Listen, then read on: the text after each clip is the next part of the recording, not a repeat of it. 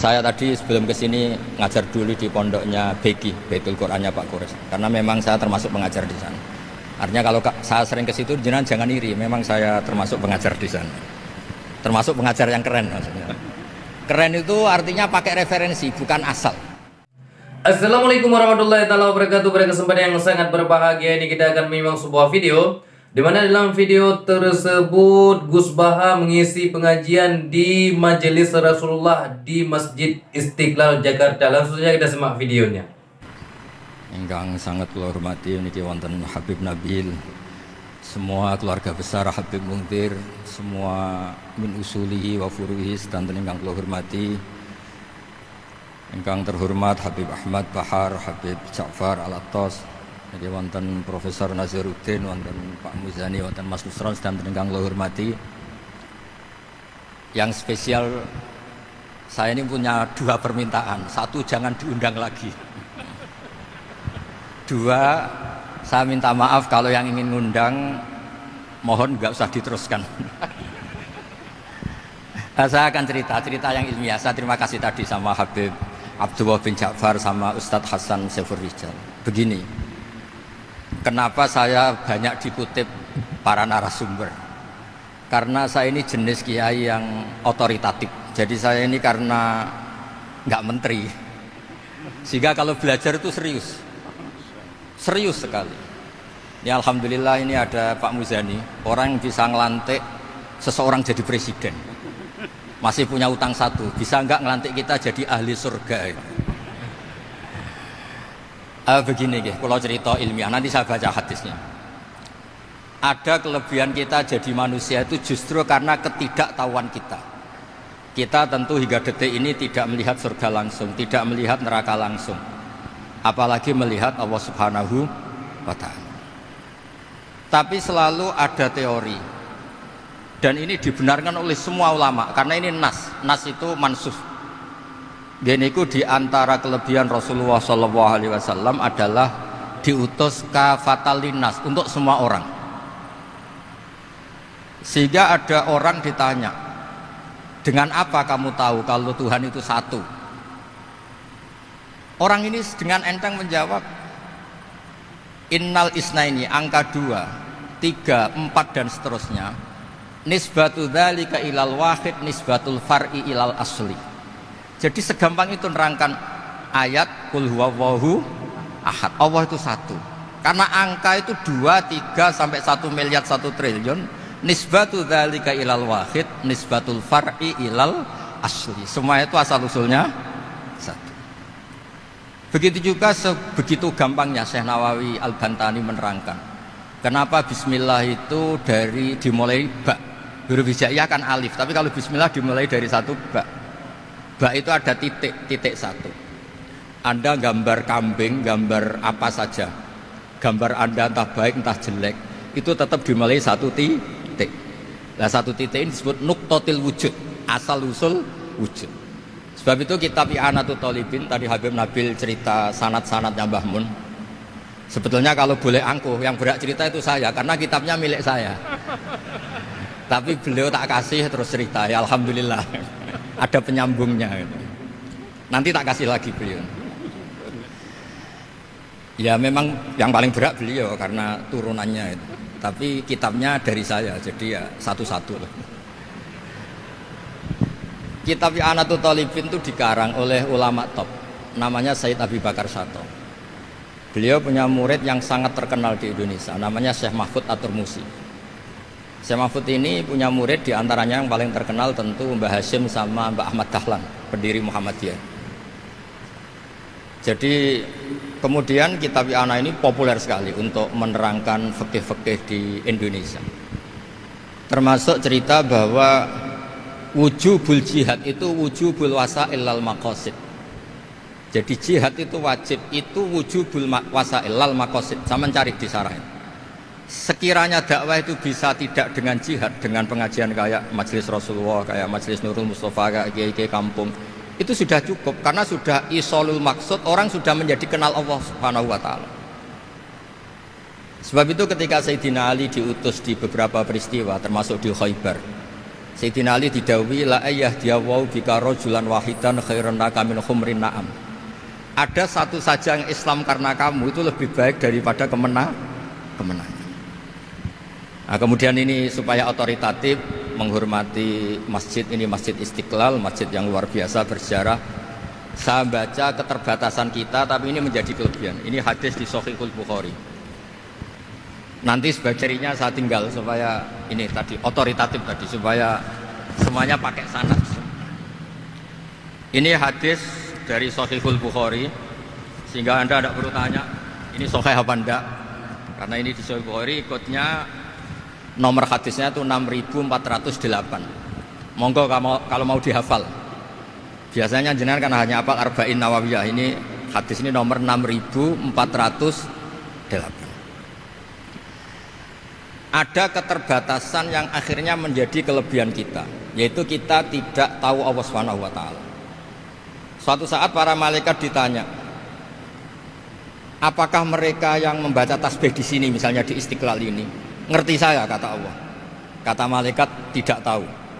Fayaqulu hal ra'auni. Qal fayaqulu nala wallah ma ra'auka. Qal fayaqulu kaifa la ra'auni. Yaquluna asyadda ibadatan wa asyadda tamjidan wa aktsara laka tasbihan. Andaikan manusia itu ngerti engkau ya Allah, maka tasbih mereka ini akan lebih dari kita. Saya beri contoh, ini terutama untuk dzurriyyah Rasulullah SAW. Nabi itu manusia, bashar, tapi lakal bashar. Nabi ketika muji Allah SWT ini supaya kalau sholat jangan hayati. Misalnya pertama muji begini, lakal hamdu mil'us samawati wa mil'ul ardi. Kebanyakan di Jawa memang baca pakai rofaknya mil'u, tapi di beberapa sanad dibaca mil'a, itu urusan i'rab lah. Engkau itu saya puji seluas langit dan bumi, seluas langit dan bumi. Seluas langit dan bumi itu enggak keren, karena langit ini tetap mahsurah, as-samawat ini apapun luasnya langit itu tetap terbatas. Bumi apapun luasnya juga terbatas. Apa yang diteruskan oleh Rasulullah SAW? Wa mil'u ma syi'ta min syai'im ba'du. Dan pujian saya ini ya Allah sesuai kehendakmu, sejumlah kehendakmu, karena ini yang tidak terbatas. Begitu juga ketika Nabi dengan keterbatasan sebagai manusia, bukan sebagai habibullah, atas nama manusia. Nabi itu punya dua sisi, kadang sebagai bashar, kadang sebagai habibullah. Dan sama-sama penting untuk mengawal Islam ini. Saya ulang lagi, sama-sama penting untuk mengawal Islam ini. Ketika Nabi sebagai bashar ngendikan begini, la nuhsitan Allahumma lakal hamdu hamda yuwafi ni'amaka, misalnya pakai mukhatab, wa yukafi mazidak. Saya memuji engkau ya Allah dengan pujian yang sesuai jumlah nikmatmu, wa yukafi mazidak, dan bisa berserasian dengan tambahan-tambahan nikmatmu. Tapi apapun luasnya nikmat itu terbatas, sehingga Nabi nambahi, la ukhsi thana'an alaika anta kama atneta ala nafsik. Saya muji ini tidak terhitung, sama sejumlah pujian yang engkau lakukan. La ukhsi atau la nukhsi thana'an alaika anta kama atneta ala nafsik. Sehingga ini kreasi-kreasi Bani Adam yang malaikat itu tidak bisa. Saya ulang lagi, ini kreasi-kreasi Bani Adam yang bakat malaikat itu tidak bisa. Ini saya baca di kitab Fathul Bari, ini sarahnya kitab Bukhari. Kata Imam, ini saya ulang lagi, ini kata Imam Ibnu Hajar al-Asqalani, pensarah terbaik Bukhari. Jadi Sahihul Bukhari itu punya sarah paling terkenal namanya Fathul Bari. Itu gurunya Syekh Zakaria Al-Ansari. Syekh Zakaria itu dikenal sebagai Syekhul Islam. Itu berkahnya punya guru alim banget, kereng. Ibnu Hajar al-Asqalani itu kereng itu keras. Kalau muridnya tidak bisa itu keras sekali, tapi urusan ngaji saja. Terus punya murid itu pinter sekali, namanya Ibnu Hajar al-Haytami. Jadi beliau kalau mau ngaji ya susah, karena gurunya itu alim, nyuruh baca. Kalau mau ngajar ya susah, muridnya itu alim, takut salah. Jadi akhirnya pinter. Orang punya murid alim alama itu kan bingung. Makanya saya tidak suka kalau Profesor Nazar ngaji saya, nanti ngoreksi repot. Sudah gitu Islamnya beliau formal karena Menteri Agama, saya non formal. Lama-lama Islamnya beliau legal, saya ilegal. Kan jadi repot nanti. Makanya tadi tak bully, tak cocokkan. Kalau jenengan Menteri Agama sampai akhirat berarti top. Tapi kayaknya di akhirat saya yang ngelamar jadi Menteri Agama. Tidak ada, ini nggak penting. Ini hanya gojlokan saja supaya kelihatan bahwa menteri pun juga warga nopo Indonesia. Begini kata Ibnu Hajar Al-Asqalani, ini saya baca ya supaya penghormatan saya sama Habib Umar Hafid.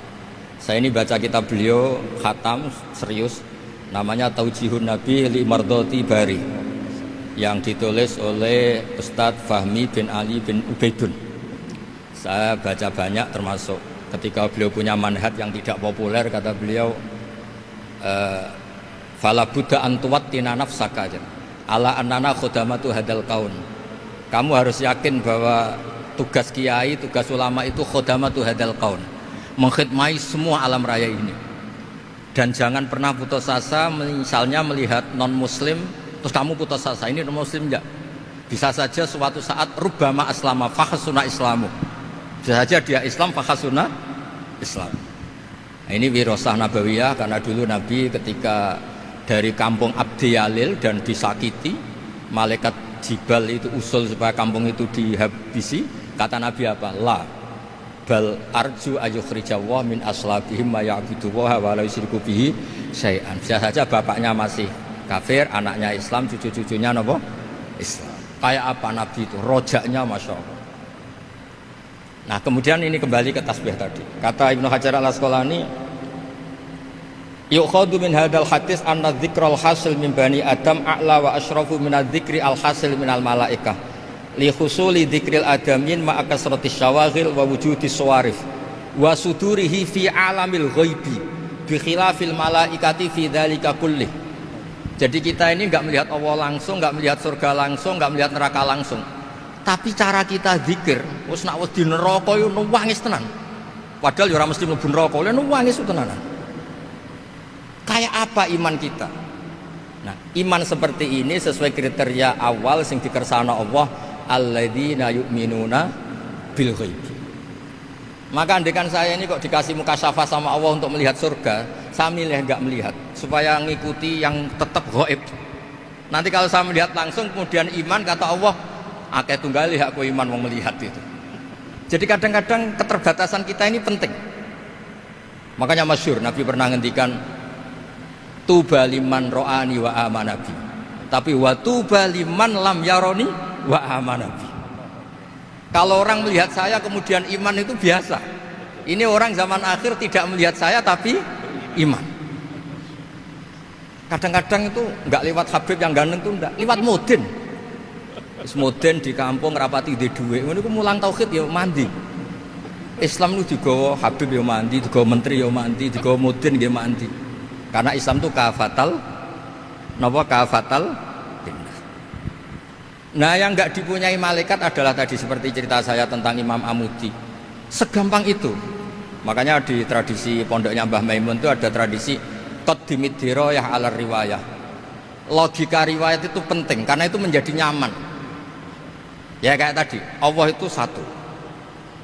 Ketika kita berpikir angka 2, 3 sampai sekian miliar, sekian triliun, nisbatu dzalika ilal wahid, nisbatul far'i ilal asli. Semua itu dibanding angka 1 adalah cabang.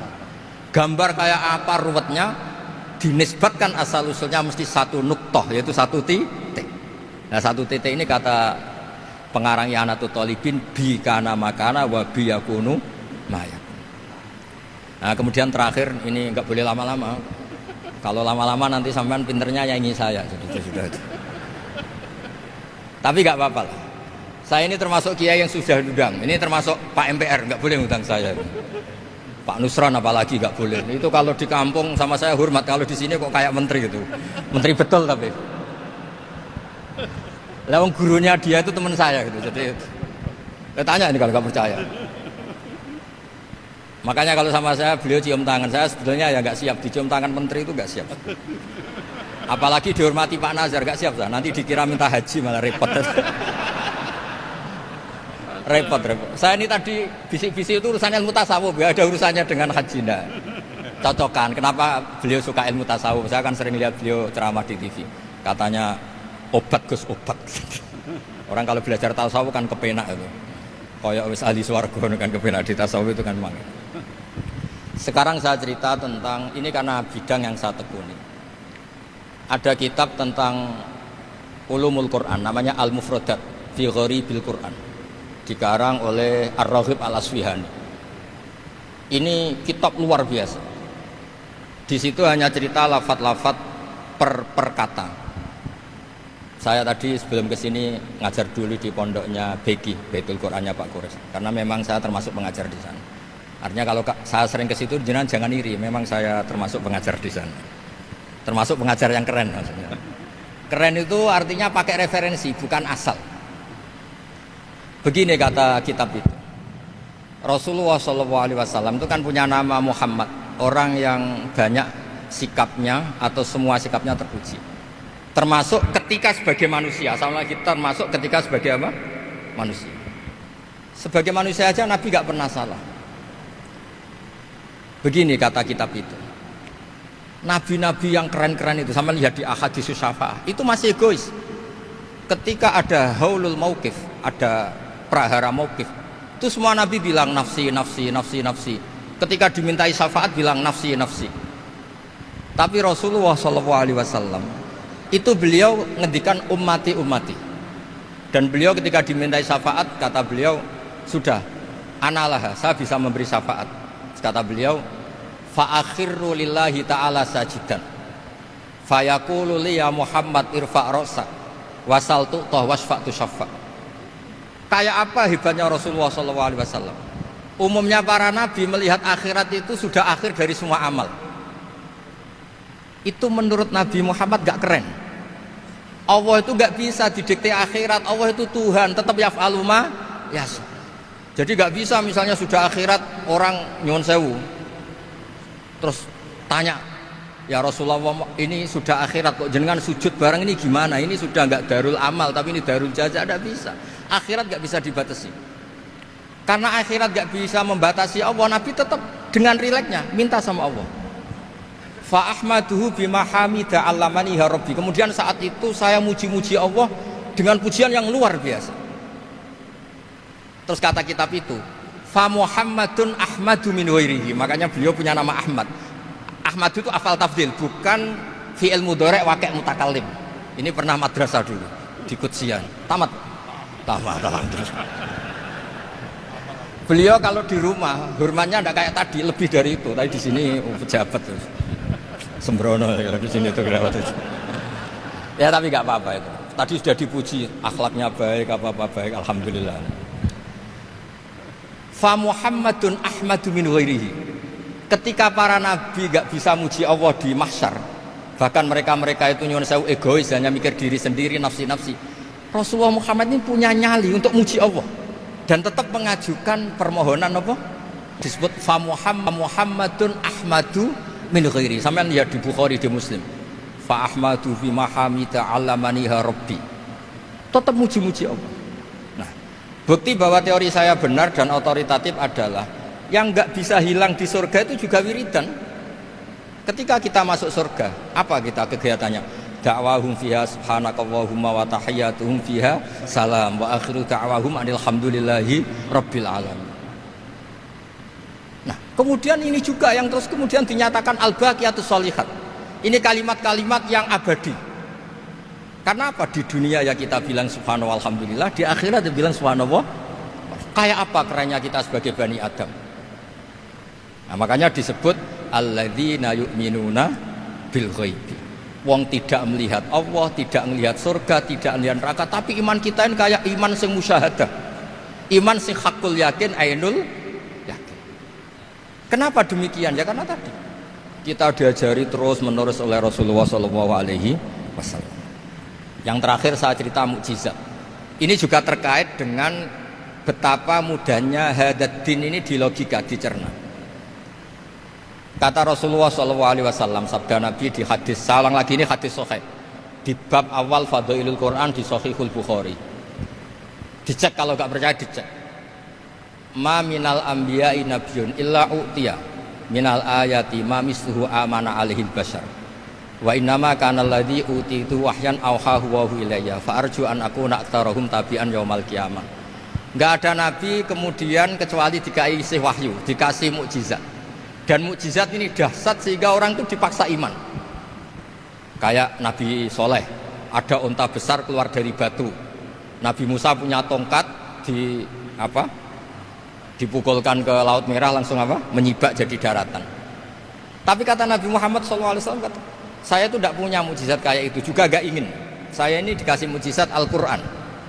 Dan saya berharap karena mukjizat Quran ini adalah terus kemudian umatku menjadi yang terbanyak ila yaumil ya. Sekarang kita berlogika. Ini kata kitab Fathul Bari lagi. Kita berlogika. A'jaza yu'jizu i'jazan. Sesuatu yang menjadikan orang lain nggak mampu disebut i'jaz. Kemudian karena ayat menjadi mukjizat, sesuatu yang kita sepakat tidak mampu. Nah kalau itu masalahnya, tongkat dipukulkan laut kemudian menjadi kering, kita mampu enggak? Enggak kan? Tapi pertanyaannya, Anda bikin nyamuk mampu enggak? Enggak kan?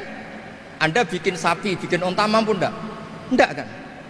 Makanya Nabi Muhammad SAW cukup, sudahlah kamu itu manusia, bahkan sekedar menciptakan lalat itu enggak bisa. Innallaha la yastahi ayyadriba masalam ma'ba'udatan. Kemudian mukjizat ini sama Nabi dicontohkan hal-hal yang keseharian kita. Wa min ayatihil lailu wan naharu wasyamsu wal qamar. Sekarang peristiwa laut dibelah Nabi Musa dengan matahari yang enggak pernah turun mesin, itu keren mana coba? Keren matahari yang enggak pernah turun mesin. Terus kata Ibnu Hajar Al-Asqalani, li'annal mu'jizat al-madiyah kanat khisyatan tusyahadu bil absor kana qati soleh wa asa Musa wa mu'jizatul Qur'an tusyahadu bil basirah fakana man yattabi'uhu atau yatba'uhu li ajliha aksar fa innal ladzi yusyahadu bil absor yang qaridu bingkiradi musyahidihi wal ladzi yusyahadu bil basirah bakin, ya saya ulang lagi, bakin, ya bagian terus disaksikan orang sing ja'a badal awali mustamirron. Begini logikanya. Mukjizat kayak nakoti Soleh atau Aso Musa yang terkenal. Saya andaikan jadi umatnya Nabi Musa terus dikasih tongkat itu, terus bisa apa coba? Ketika kita punya utang disuruh nyaur, ya nggak bisa dipakai jaminan kan. Sudah gitu orang tanya ini asli apa enggak? Kalau asli buktikan, kan ya repot.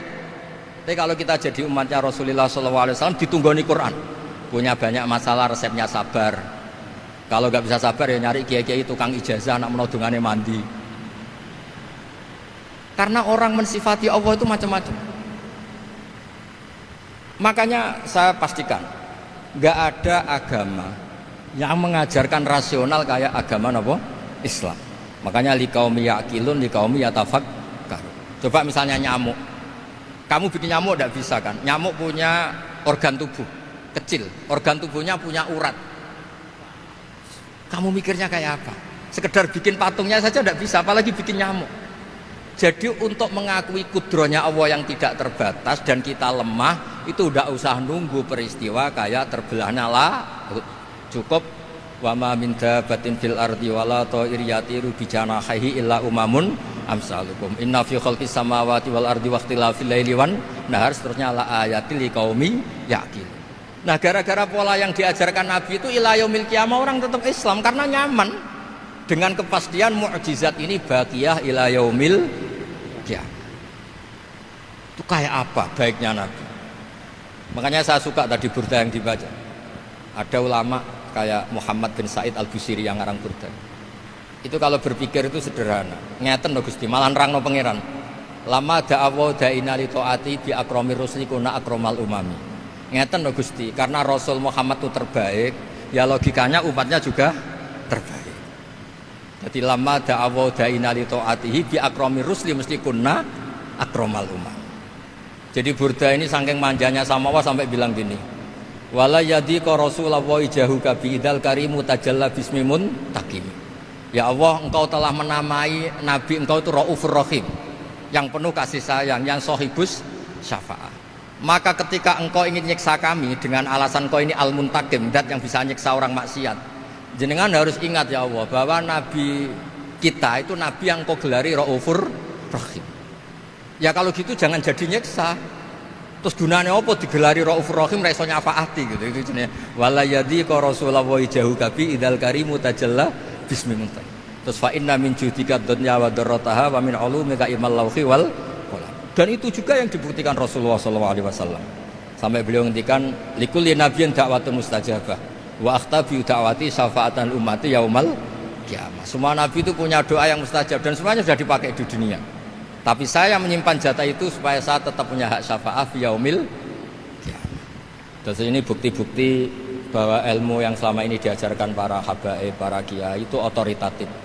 Saya hanya bantu jenengan memastikan kalau hadis itu sahih dimaknai oleh ulama-ulama yang kredibel. Nah, sahabatku yang dimuliakan oleh Allah Subhanahu wa taala. Mungkin cukup sekian videonya, semoga bermanfaat dan berkah. Assalamualaikum warahmatullahi wabarakatuh.